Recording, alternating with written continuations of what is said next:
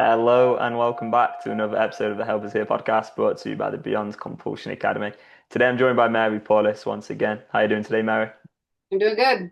We just had a really great group. That was super fun. Yeah. Yeah, it was fun. I really enjoyed it and you had some good Yeah. stories and you were about to share a little bit more about one of the stories that you were talking through on group just then. But I was Yeah. like, Mary, hold up. Are you sure you don't want to talk about this on the podcast? Yeah. It could be a good story to share. Yeah. You may need to give a bit more background now into the Yeah. whole thing with is it about the burgers and everything? Is it that story, right? Yeah. Yeah. Okay. So I was asking the guys to describe their pornography addiction hell in as few words as possible. Right. Because I used to do this with my food compulsive people. I mean, yeah, they write their remember letters and it's very documented, but one of the girls said that she described it as insanely driven. And so, do you want me to tell the story about the Timberline Lodge again? Might as Yeah, yeah, well get the yeah. background. Yeah. So she goes, she said she called it insanely driven. And that was like the whole experience. But one of her experiences was she went to Timberline Lodge, which is up on Mount Hood here in Oregon. It's about an hour and a half drive up into the mountain, up on the mountain, and she was with friends and she apparently they have a good burger, right? So her friends got this burger, but she was on some diet plan, right? So she got a salad, and then she came home, and then she all she could think about was this burger, right, up at Timberline Lodge. So she went all the way back up there, and then the kitchen was closed because they had something go wrong or remodel or something, right? And so she was like, "Oh my God!" So she went home again, and then she kept in contact until that kitchen opened up, so she could drive all the way back up there to have this burger. And a burger's a burger, right? This is all coming out of deprivation thinking, oh my God, I can't have this burger. I'm on this diet. So she was insanely driven. But then I was working with a couple people, Mark and Leslie, who were both theater people. And so Leslie wrote a play for and called it Insanely Driven. And we performed it, they performed it in a couple places, but Mark was the waiter and Leslie was the customer who was sitting at the table, right? So he comes to take her order, and she's like, "Oh no, I can't have this, and I can't, and I have to have my dry chicken breast with the butter and no butter, blah blah blah, and no salad dressing, all this stuff, right?" And he's like, all like taking her order, right? So then they come in, she comes in again, right? And so now he says, "Oh, you want the chicken breast with no butter, and you want the salad," and she's like, "Oh no. I'm on a different plan now." And so then she's like, he's trying to take her order for like the latest plan. And then she comes in again, right? And now she's jogging next to the table. And she says she's got to have like the one bring out the this and then wait 20 minutes to bring out the next thing. And then it's like this whole and Mark the whole time is just like, trying to write down what's the latest thing. And then next thing she's like, I don't know, some Oprah thing or whatever, but it was just it was funny at first. But they performed it for the Multnomah County employees on like their lunch. And then when it got like to the real serious shit where they started really talking about food compulsion, people were just like they didn't want to hear it. So Mm, it was good. It was poignant, mm. but people did not want to hear it. So, but this we're Really? talking at the very beginning of the food compulsion epidemic that we did this. It was many years ago. So, yeah. Yeah. I think it's good to I think at first when we started doing our podcast, right, because it was called before it turned into the Help Is Here podcast. For anyone who's, listened to me for a long time, they know that originally it was called Finally Quit Porn. And then we changed the name, right, when I met you. We did that first ever And episode finally together. quit porn. Finally, yeah. But it was called the Finally Quit Porn Yeah. Podcast. But at that point, I hadn't figured out how to finally quit it. So we changed the name once I met Mary and I got the right help that I needed back then. Um, and and yeah, I mean, at first, I had a lot of reservations about talking about, different compulsions outside of porn because I was like, well, I've just built up like an audience of, a fair few hundred people. It's not millions or anything crazy, but I've got a decent little audience size here. These guys have followed me because they want to learn how to stop watching porn. And my awareness and understanding of the problem back then was that porn was the problem. Whereas now, having worked together for like, I don't know, 18 months or however long it's been, I've completely transformed my mindset. It's like compulsion, the inability to deal with compulsive desires, like that right there, that's the problem. And in the program, in the first three phases, you share loads of different examples about, nicotine addiction, food addiction, gambling, all these different things. And it's like the root, like the problem is that inability to deal with that compulsive desire. And so Yeah. I think on this podcast, going forward, not every episode, but I think the more stories we share just from your experience working with people, in a way, the better, because it kind of helps people realize like there isn't any shame around it being a porn compulsion as opposed to a food compulsion or a gambling compulsion or a social media compulsion. Compulsion is compulsion. Like that's how I see it now. And every client we work with, we don't deal with just, all right, let's get you to stop watching porn. It's like, let's get you beyond compulsion. Let's get you to a position where you are in control of yourself moment by moment, 100% of the time. And you're using a five-fact script to facilitate your choice when you have compulsive desires to rewire those addicted compulsive neural pathways. So yeah, I just wanted to go on a bit of a ramble there. But yeah, I mean, what do you think about that, Mary? Well, I think that your generation has been subjected to so much that reinforces compulsive, addicted neural pathways. Mm, We were just talking about the short form content, and how that the effect that has on the brain, mm, and then, then add in the obsession with healthy eating and exercise and all that. And it's, and it just is, there's so many things that a screen time in general, not just the short, why can't I ever remember the name of that but short form content, short short form content, yeah. form. Yeah, short form content. Yeah, not just that, not just the reels and the TikToks and all that stuff, Mm, but just the basics of the scrolling, and now mm, making the jokes about the scroliosis and all this kind of stuff. It's like yeah. your generation, we're working on like really early developed pathways of, short attention span, Mm, I've talked about the attention span of a gnat, a lot. That guy that we were listening to, who's addressing this topic, talking about how it affects the brain. He called it mm, something else. I don't remember what, but it's even though those things are so much more normalized and accepted, we're still having like epidemic, mental illness, mm, epidemic ADHD, OCD, all these autism, all these problems in the young kids. It's like, mm-hmm. it's not rocket science, people. This Yeah, screen stuff it's gone beyond the pale. So, for real. Mary, yeah, just on a point on that, I had someone yeah, comment on one of my YouTube videos yesterday. Oh, do you think you might have OCD and that's the real problem? It was something like that. I was yeah, like, yeah, are you taking a well, piss here? Come on, mate. Like, what are you doing? yeah, right, It's yeah. Well, insane. I'll tell you what. OCD. I mean, how many of the guys say, "Oh, I'm an overthinker. Oh, I've been diagnosed OCD. Oh, I've been diagnosed ADHD." One of them was diagnosed ADHD and put on Adderall when he was 11.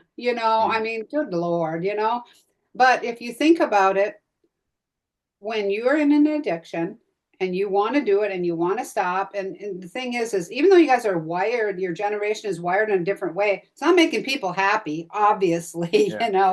It's like, oh, this is a great way to be, or whatever. But when you have an addiction, you don't know how to get out of it, you've got these two conflicting things in your brain. You want to do it, you want to stop, you want to do it, you want to stop, you don't want these consequences. Oh my God, Mm, there's nothing that mimics OCD more than being stuck in an addiction. mm, Because as we know, and this is more inside the program terminology, but the unanswerable questions are a huge ploy from the addictive part of the mind. And what is going to cause more spinning out in your head than trying to answer a question that cannot be answered? Yeah. When you can learn, oh, that's the addictive part of my mind doing that, well, that's a whole different story.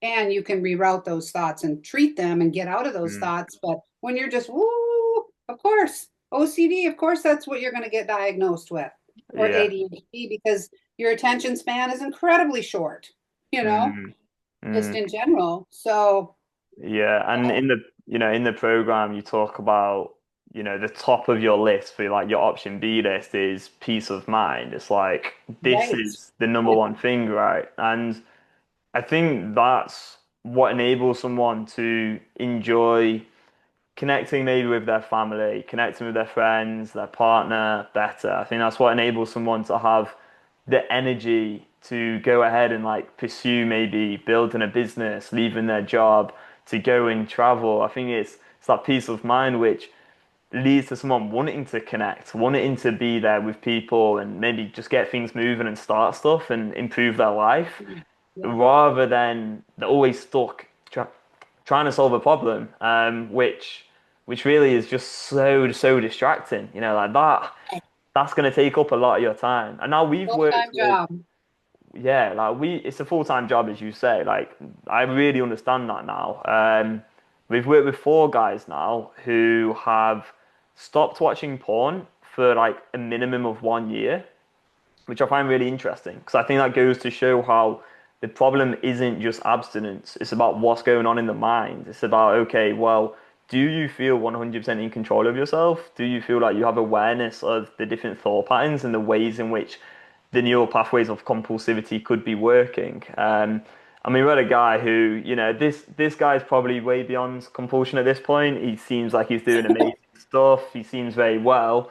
He said he wrote a mini script for himself about 5 years ago. He's someone I've been messaging a little bit because he's like an avid podcast listener. He's listened to every single episode, including the Finally Quit Porn ones. So he's been listening for a while, but he had the question recently, and it was along the lines of, and hopefully, him hearing this, because I know he'll listen, will help him as well. But he had the question along the lines of like, am I really free of this? Because it'd been like 5 years or something, which is amazing. It's longer than me. Like, fair play, big respect to this guy.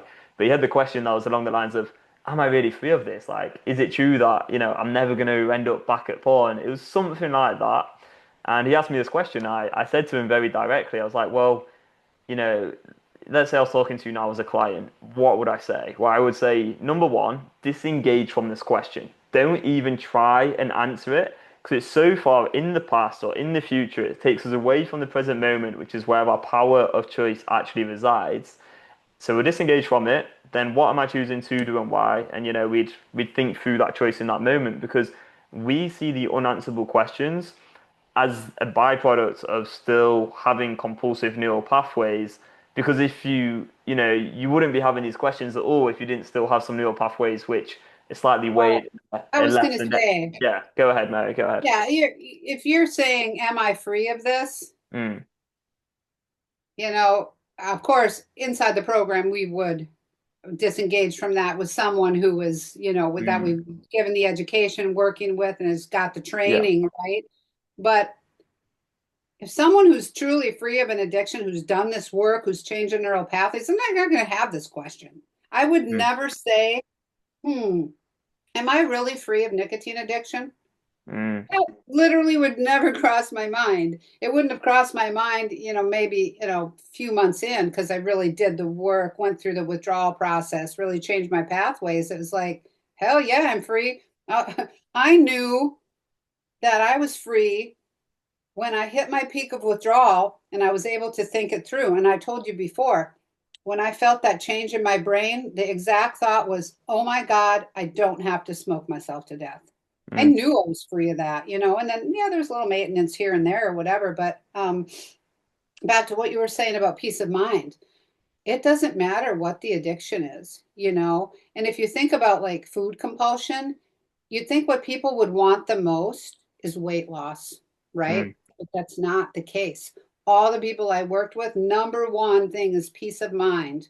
And with the guys almost straight across the board for porn addiction. Number one thing they want is peace of mind, you know? Mm. So all this overthinking, all this ADHD, all this stuff is like that's so part of addiction, you know. Yeah. But that's not getting treated correctly, and then we're getting so many diagnoses and for Yeah. that stuff. We talk about it Yeah. a lot. You know, I hope that people start to listen, you know. Yeah. Yeah. And I think the thing is, like, for those sort of topics here about the identification, in terms of like whether it's OCD, ADHD, whatever, identifying as one of these things, but then also going to, am I really free if it's been like 5 years? It's like just bringing everything back into like, okay, well, at this moment, right now, do you have the ability to make choices which you're proud of? It's like, if you do, then you're good. If you don't, then you're not good. That's why, like, on this YouTube comment, I just was like, why are you asking me if I've got Yeah. OCD? Like, why would a label actually help me in any way? Like, it serves zero purpose to me. I know that I can make choices I'm proud of. So that's what matters to me. And if other people want to say, okay, this guy's got OCD or he's ADHD or whatever, Yeah. be my guest, but that isn't going to enable me to change my thinking, which I believe creates the freedom that I want. And it's up to me to decide what I want. It's not up to anyone else to decide that for me. Just like with this guy who's been free for 5 years, again, it's up Right. to him to decide, is he free, is he not? He gets to choose for himself. Yeah, two things. So yesterday I did a Liberation Day call, a guy who had abstained for 3 years. Mm, It's a long time, and you would think, right? But he said, and then he relapsed after 3 years. Something came up in his life or whatever. But he even said, he said, I always felt it was there in the background. mm, You know, always right there in the background too. And then the other thing was talking to one of the guys who says he was an overthinker, and could he use label, right? I am an overthinker, and could he use that, use the script or write the script for that? Well, it's the same thing. It's compulsive behavior. Overthinking is compulsive thinking, right? So mm. yeah, I'm wanting to overthink right now. Not I am an overthinker. I've been Yeah. branded an overthinker. This is who I'm going to be, you know, for the rest of my life, and I'm just going to have to deal with it and all this kind of stuff. No, you can Hmm. change those thoughts, you know, Yeah. neuroplasticity, you know. Yeah, I had a different guy actually. Another good example really of all of this is, let me just have a look at this message. He had some kind of junky thought, and I called it out. I was like, "Yeah, this is what we call a junky thought." And he said, "Oh, I like the junky mentality, using shame as a tool to self-regulate." And I was like, "No, no, no, no! Like, Wait, we're not what?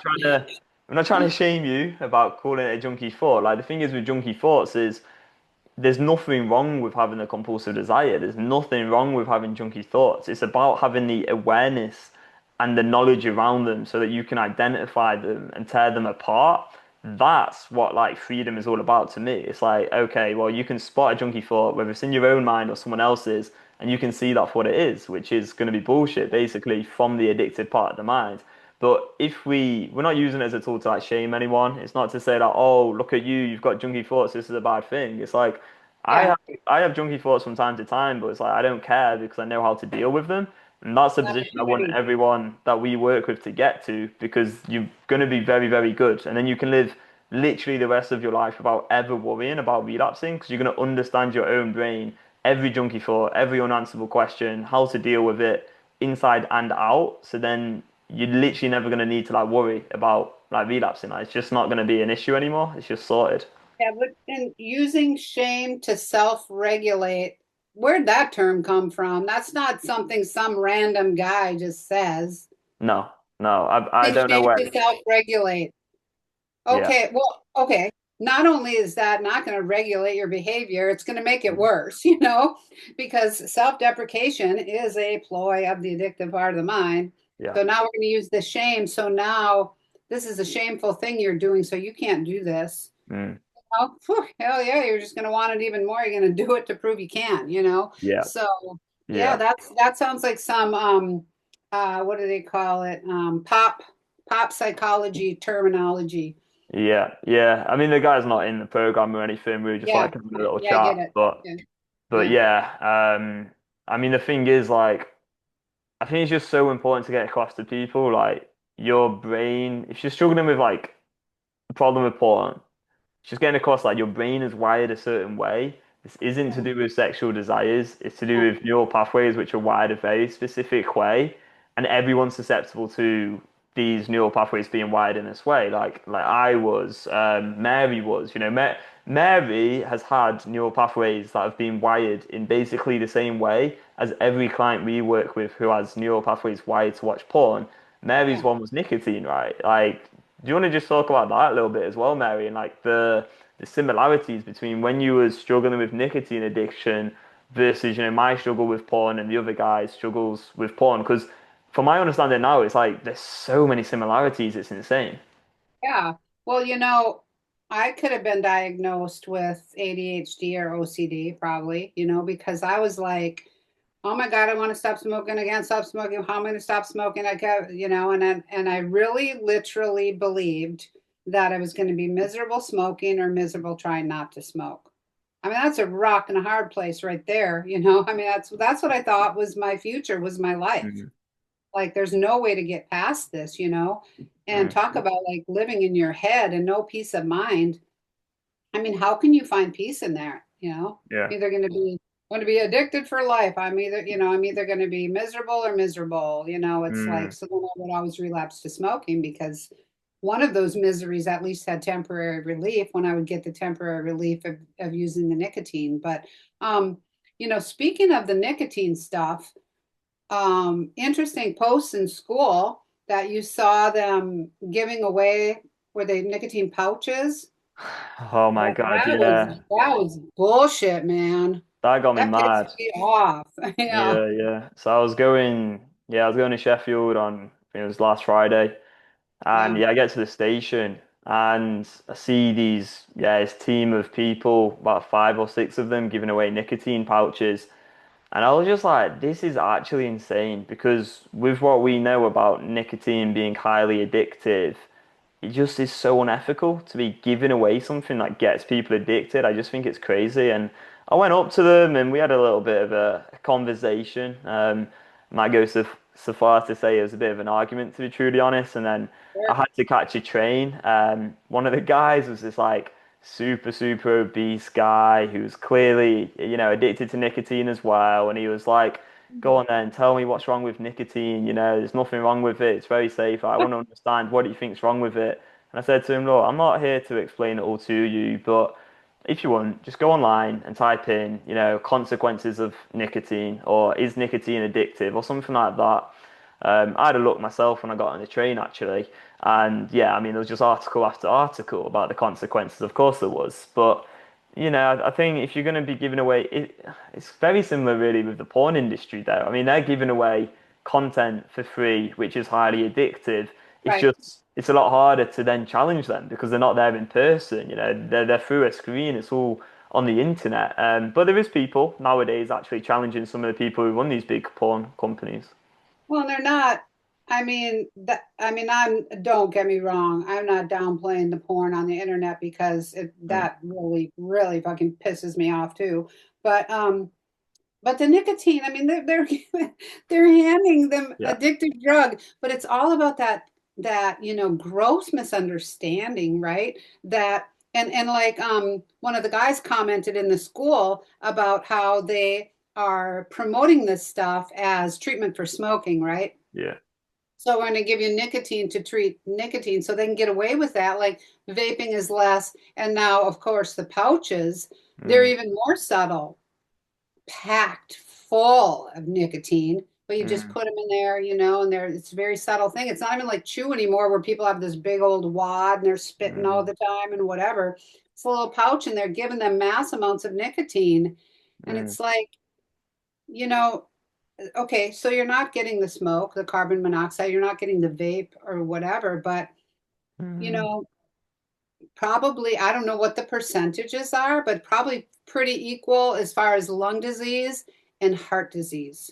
mm, Because nicotine constricts the vascular system. It just really messes you up, and people are dropping dead of heart attacks and strokes and stuff from smoking or from nicotine. It's poison, man. It's like No, that they can hand yeah. this out in a train station is like absurd. But I don't even think like that's the main consequence. Like to me, it just goes back to what we were talking about earlier. It's like you're literally handing something to people for free, which is going to rob them of their peace of mind.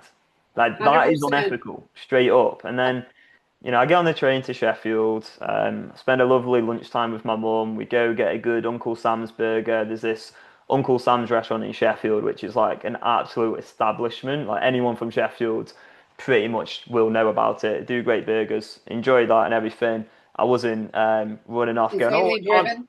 I can't have this burger. Yeah, exactly. I was gonna say, but yeah, no, we have that and Yeah. enjoyed a nice lunchtime with my mum. And I was talking to my mum about it, and I was just like, Mum, what do you think about this? Like they're handing out nicotine pouches at the station for free. And she was like, no, I think that's wrong as well. And she was kind of like she was respecting me for basically standing up to them. And I was going on a bit of a rant. I was just like, look, the truth is, the world around us now, they're promoting addiction everywhere you turn. We need more people who are going to stand up to this shit, even if it's just little things, because otherwise, the people selling these products are just going to take over, make a shit ton of money, and everyone is going to be addicted. And then there's not going to be anyone left who's not addicted. Yeah. It's scary times, to be honest. But yeah, I Seriously. mean, these compulsions, these Yeah. addictions, they're not to do And with sexual desires. It's to do with the world around us going absolutely yeah. insane and Well, and then ineffective the treatment. short form stuff, the short form Yeah. content, setting kids up early to be that instant gratification too, so they're more susceptible than people would have been in the past. But what you said, it was interesting about not necessarily the heart attack, the stroke, or whatever the consequences of the nicotine of the smoking, but Mm, when Patricia, my mentor, and I, we started a nonprofit, was the Allison Foundation, and we created Too Smart to Smoke, Kids Wise About Tobacco.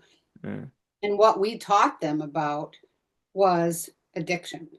mm. Now you're going to have this monkey on your back that's going to control you day in and day out. So back to peace of mind, right? Something that they could actually relate to in the moment, because these kids are going, oh yeah, well, in 30 years I'm going to have, my lungs are going to be black, or Mm. they're going like, yeah, whatever.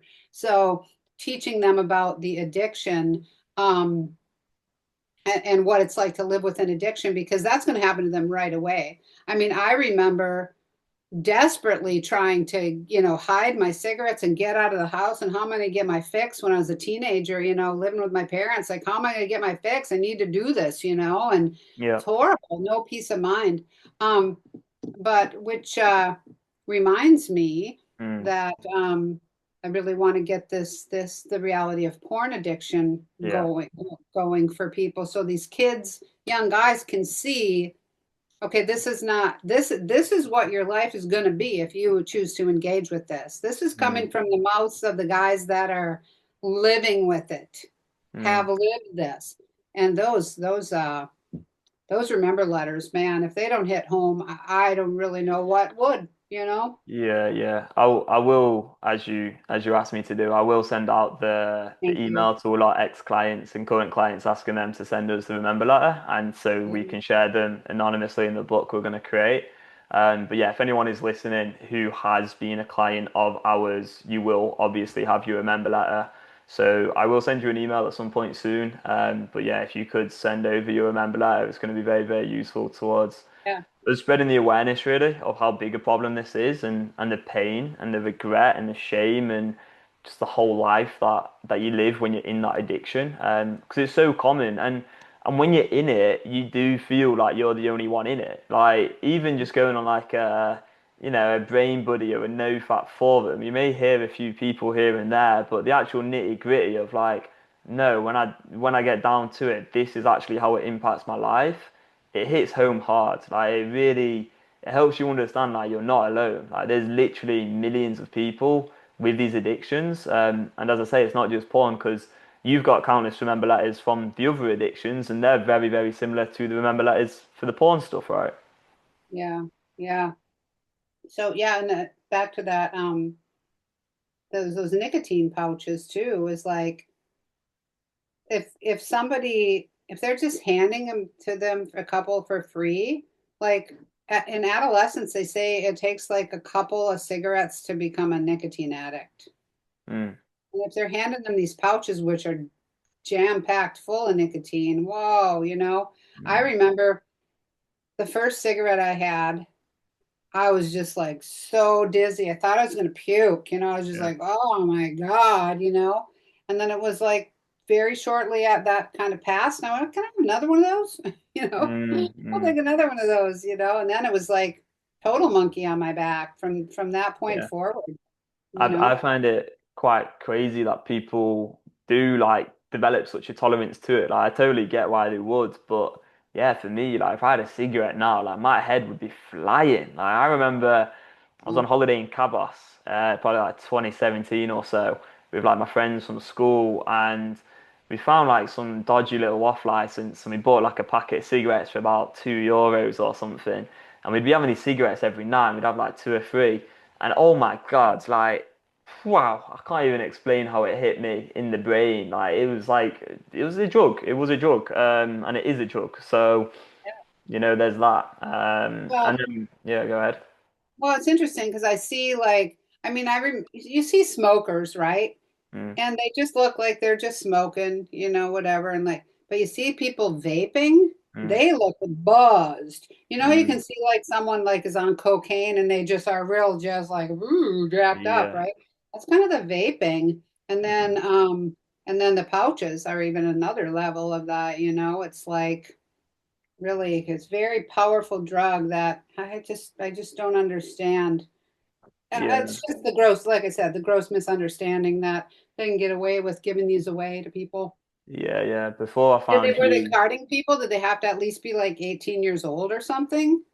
I think Yeah. they probably were. I can't remember too well, but I guess they probably were. I wish At I'd have least. been there with you. Yeah, I mean, we would have Give probably them been there all hell. day, to be honest, giving an absolute lecture on people who don't want to lecture from us. But Right? I remember before I met you, I was dating a Brazilian girl for a little while, and honestly, this vape, like, she would always have a vape with her, just non-stop. And I hate this term, but we call it like an ick. Have you ever heard of that? It's like what people in their like 20s will Oh yeah, call, you get the ick. yeah, Yeah. yeah, get You the get ick. the ick. Yeah. I hear it on Yeah. I heard it first on Love Island. Yeah, yeah, it's Get the very, people very I get Love that's where Island. I heard it first. And I think Yeah, it might have been Love Island UK getting the yeah, ick. yeah, yeah, yeah, Or yeah. Love Island Australia, one of the two. Yeah. Yeah, it's very Love Island for sure.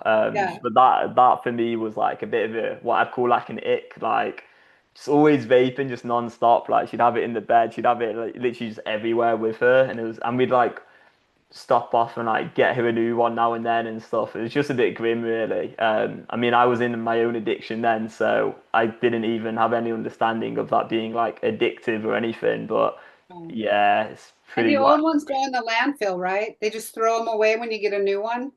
I don't know. Yeah, maybe. Get a Um, cartridge or what? Because in, think about these poisonous, heavy duty. I had someone I was teaching to overcome nicotine addiction leave a couple of vapes here, yeah. and I'm like, what's going to happen to these? Are you going to go in the landfill? What's happening here? Yeah, Yeah, I intense. used to. So when I was working in tech, like before going full time with this, I used to go to like quite a few conferences around, like global warming and everything. And I was very interested in it, to be honest. I really was, and climate change and things. And it is, I see it as an important thing. It's obviously not my focus anymore at all, really.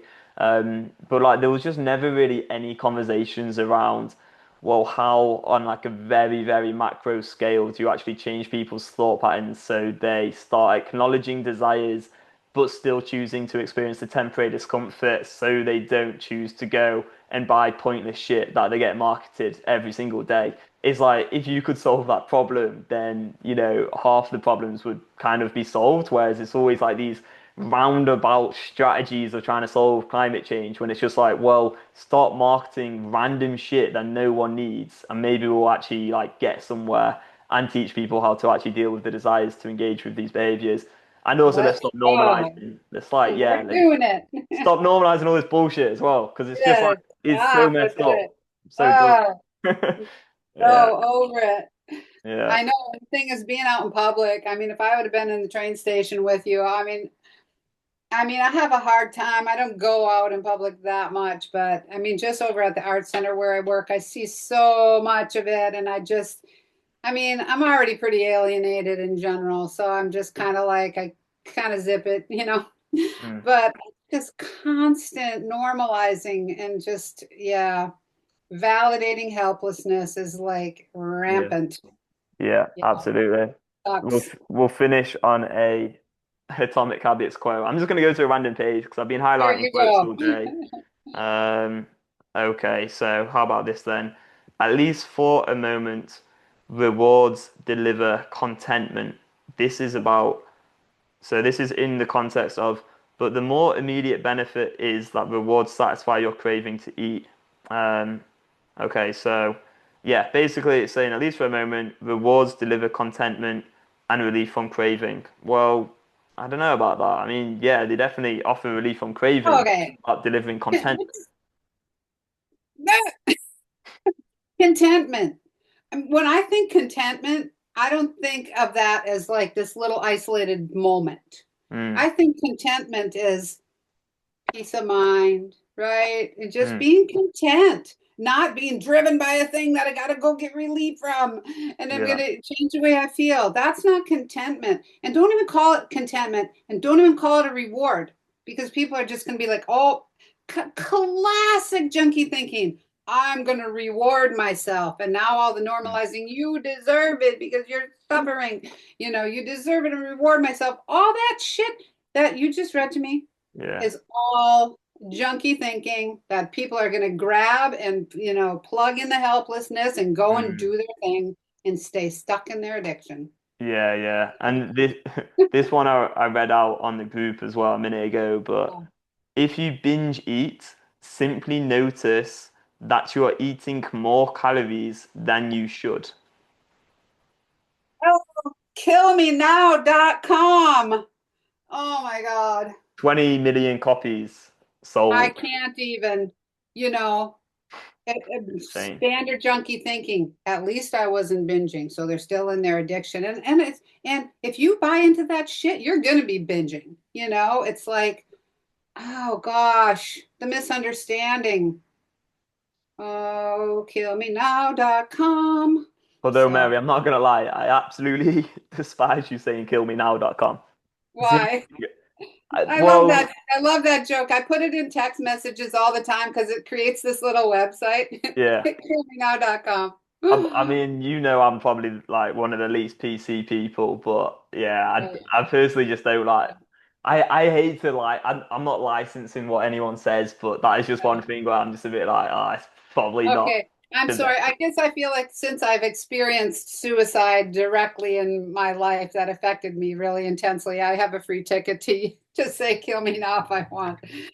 Yeah, I That's know. fine. It's That's bad. fine. Okay, I'm sorry. I won't say that anymore, but I might text it to you so you can see how it creates a little website. Does it?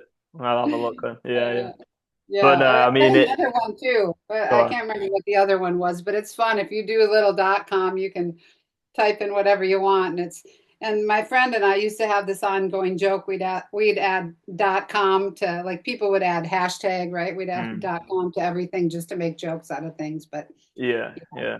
I mean, you are right though. Like, you kind of if anyone's experienced, suicide in their life, you know all about it, right? So, yeah, for sure. And I don't downplay it, but I just no. remembered the other one, getalife.com. Yeah, yeah, that's a good one. You like that Get a one, life. don't you? Yeah, but yeah, that book, I mean, I think it's valuable for us to be looking at some of these things because, like you say, how many copies has it sold? So people can look at there's another perspective. Mm, yeah, So, yeah. exactly, exactly. Because also, I don't want people consuming the same books that I've read and then failed with and being like, oh, it's my fault because I've read this book and I'm still stuck. Because in this book, it does say something like, I believe this method will help anybody, stop engaging in any bad habit. But if people see porn as a bad habit, they read this book and it doesn't work, then it's like, oh, what's wrong with me? But it's like, well, yeah, it's just the book doesn't work. Like, Well, my question is, what's the method? well, it's basically cue, craving, response, reward. It's about removing the cue so you can remove the craving, and then you're not going to have the response and the reward. But I mean, it completely falls down when you realize that neural pathways are wired to have the craving. So the order isn't cue craving, it's you have addictive neural pathways right now at this point in time. That's what creates the craving. And then the junky thoughts are going to come up regardless, and they're going to Yeah. be often emotional and not to do with Yeah. external triggers anyway. So, the Yeah. whole purpose Remove of the the book doesn't work. cue is the same old recycled bullshit. Yeah. Yeah. Okay, so let's go build that cave in your backyard It's not so going we to can work. lock you in, in the Yeah. dark. Yeah. Remove the cue. Well, guess what? You're going to be in that dark cave in your backyard behind them. We'll close it up with the boulder, like Jesus, and then you're still gonna have the damn craving because your brain's wired, and you're gonna be like, give me the fucking cave Yeah. so I can go use some porn. Exactly. Exactly. Yeah, Like you yeah, could lock anyone away that's addicted to anything and they're still gonna have the cravings because the cravings in the yeah, brain. It's like yeah. in prisons, like everyone's like addicted to not everyone, but a lot of people are addicted to drugs in prisons, for example. And it's like Sure. they were addicted on the outside, they can't get addicted to the same things on the inside, so then they get addicted to drugs on the inside, and it's like, okay. So Well, yeah. the good news is that you're gonna have the cravings regardless because you're wired that way. But we got a very powerful tool to rewire. Freedom is possible. Yeah, and due to neuroplasticity, you can rewire those neural pathways. It's not a 100%. fixed thing. Like that's why we disagree with stuff like OCD because that's so fixed. It's like just undermines the reality of neuroplasticity entirely. So Right. yeah. 100%. All Yeah. right. So, Anyway, nice one. Hopefully someone listens to this and finds it useful or interesting. It's a bit of a fresh perspective if it's anything at all, really. Cheers, guys, and we'll see you in the next one. Bye bye.